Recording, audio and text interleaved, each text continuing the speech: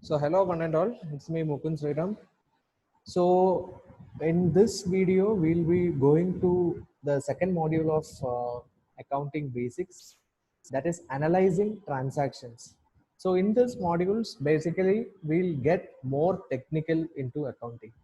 So we will be discussing accounting equations, as we said earlier in the previous video, like double entry system. Then types of account: personal account, real account, nominal account. Then double entry system, journalizing, and how to prepare journals. Then transferring the journal to ledger, and finally the difference between journal and ledger. So in this session, we'll be studying the problems, that is accounting equation based on double entry system. As we all said, accounting follows a basic principle called double entry system. That means one transaction has two parts, two equal parts, which will be equal. Fine. So the basic equation for double entry is assets equal to liabilities plus capital. Fine. Or else we can interpret capital equal to assets minus liabilities. That means what is left over after settling all liabilities with assets, that is the capital. So double entry system, assets equal to liabilities plus capital. Fine. So before we do, in this kind of problems, let us see what are the assets and liabilities. Okay, because we have seen the various types of assets and liabilities. Again, we'll just have a recap. So assets means they include cash, machinery and plant, stock, bills receivable, debtors. Okay, and expenses means expenses prepaid. Expenses prepaid are assets for our business. Fine. So these are the assets, and when it comes to liabilities, the opposite of assets: bills payable, creditors, loans, and expenses outstanding that we are yet to pay. We need to pay, but we did not pay, so they are outstanding. They are expenses. And the third part is capital. Capital means the amount infused by the businessman to the business. Fine. Now we'll see how this works. So when it comes to the problem of double entry system, this is the pro forma, or it's a kind of account. It comes like serial number, transactions, asset, liability, and capital. So we have said assets equal to liabilities plus capital. So see that example. Mr. A starts business with a capital of rupees 10,000. Okay. So if you take this example, what has happened? Started business with capital. Transaction number one, started business with capital 10,000. So what is that 10,000? He has brought in the cash, right? So assets equal to 10,000. Why asset equal to 10,000? Because he has brought cash. Cash is an asset. And any liabilities? Nothing. And capital 10,000. So 10,000 equal to 10,000. This is the basic thing. Okay. Now we'll move on. These are some of the transactions. So you have to say what are the things. The first one is started business with cash 5,000 rupees. So see the example. Started business with capital 5,000 rupees, asset equal to 5,000 and capital equal to 5,000. Fine. Now we should go to the second thing, that is purchased goods from R on credit rupees 2,000. What is that? Purchased goods. Goods means it is asset, right?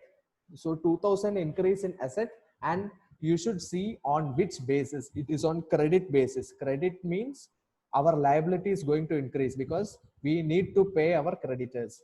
So purchased goods from Mr. R on credit rupees 2,000 means, see, 2,000 stock increased and liabilities also increased to 2,000. Fine. There is no change in capital. So what has happened? 7,000. Asset equal to 5,000 plus 2,000 equal to 7,000. Liabilities has increased 2,000 and capital no change 5,000. So 7,000 equal to 2,000 plus 5,000. Okay. And next transaction, sold to Mr. P on credit rupees 1,000. If we are selling something for credit, what is happening? P becomes our debtor. P is liable to pay us 1,000 rupees. So what has happened? What are the two things? What are the two things which will be affected over here? Sold to Mr. P on credit for 1,000 rupees. Our stock will decrease. Asset will decrease 1,000. And what is happening? 1000 rupees debtor also increase because we are selling it on credit. So what is the fine new equation? 7,000 equal to 2,000 plus 5,000. How that 7,000 came? See, 7,000 minus 1,000 plus 1,000, no change. That is 7,000. And liabilities, no change, 2,000. And capital, no change, 5,000. Fine. So 7,000 equal to 2,000 plus 5,000, no change. Now coming into the fourth transaction, paid salary for rupees 500. So if you take that transaction, two things are happening. We have paid the salary, and if we are paying salary, 500 rupees cash will decrease, as well as 500 rupees capital will decrease if we are paying out expenses, right?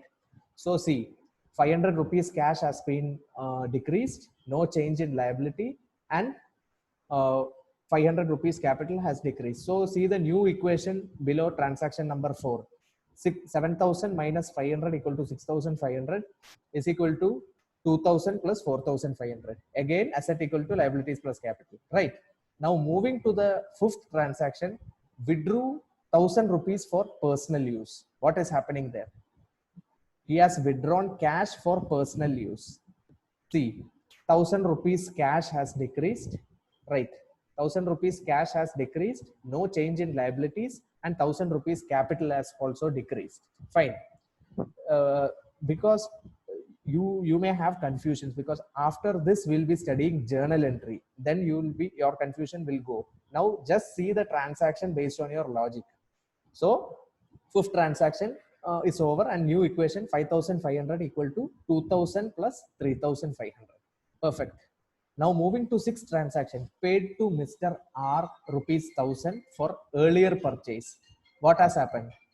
Paid to Mr. R rupees 1,000 for earlier purchase. Sixth one. See, go to transaction number 2.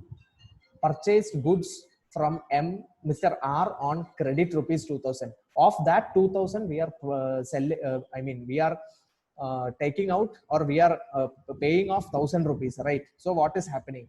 1,000 rupee cash will go down, and 1,000 rupee this one, our liability will also go down. See, paid to Mr. R rupees 1,000 minus 1,000 cash and minus 1,000 creditor, and when it comes to new equation, 4,500 equal to 1,000 plus 3,500. And when it comes to seventh one, added further capital rupees 5,000. So go to first transaction. What was the first transaction? Started business with cash rupees 5,000. So cash and capital increases. Same thing will happen in the seventh transaction also, because he's adding further capital means 5,000 rupee cash will go up and 5,000 rupee capital will go up. So after transaction 7, the new equation is 9,500 equal to 1,000 plus 8,500. And last basic transaction, purchased goods for cash rupees 2,000.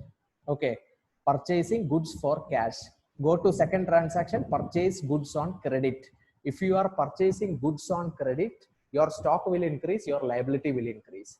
When purchasing goods for cash, what is happening? Goods is an asset, it will increase. Cash is also an asset, it will decrease. See equation number 8. Plus 2,000 minus 2,000. And there is no change in liabilities, no change in capital. So the final equation, 9,500 is equal to, sorry, 9,500 is equal to 1,000 plus 8,500. Okay. So we have proved that asset equal to liabilities plus capital. Fine.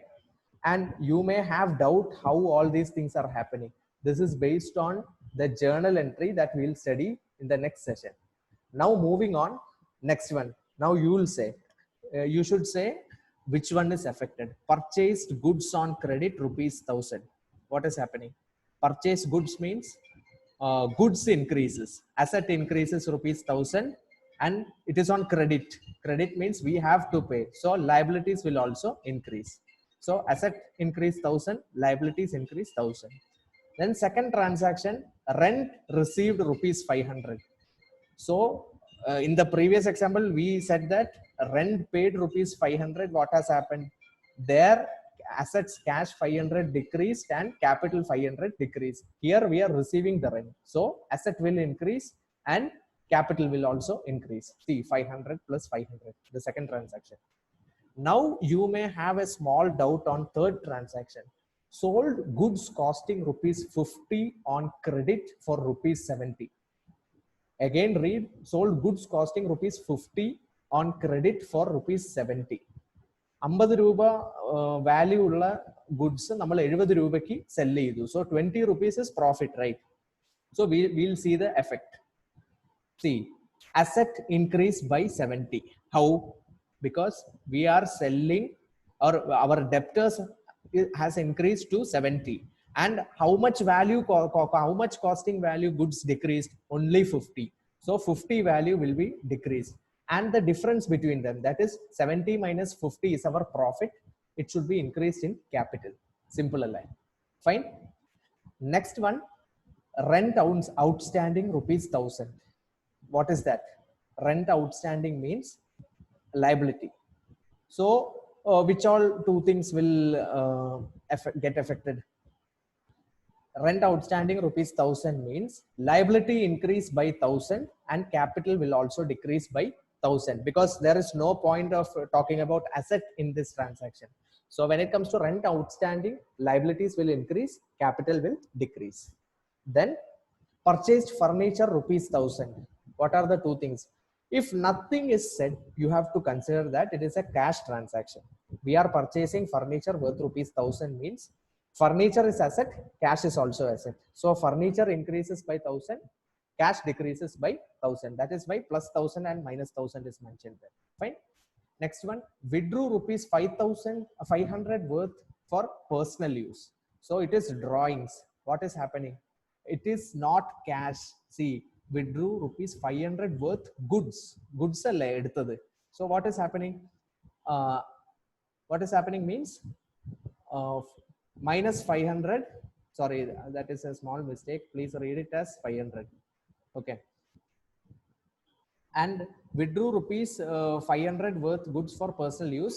That is minus 500 asset will decrease, right? 500 asset decreases because stock has decreased, and as well as capital will also decrease. Okay. And please omit that zero. You can read as withdrew rupees 50 worth goods. That will be better. And sorry for the mistake. Sorry very much. Very sorry. Yeah. So 50 has reduced since it is goods, and 50 has reduced because of capital. And last one, sold goods for cash rupees 2000. What is happening? Two things are happening. Our goods 2000 has decreased and our cash 2000 has increased. So 2000 plus 2000 minus 2000. At the end, you will find that asset equal to liabilities plus capital. Fine. So this is the problem on double entry system. And just this is only a basic thing, and we can do 2-3 problems. Okay. And we'll make a video on how to solve them also. So after this video, you can go to Moodle and find out the problems. Okay. You will be having 2 problems. It will be very easy. Just to test your logic, please submit on time. Thank you very much. Mukund Sriram signing off. Thank you guys. Thank you very much.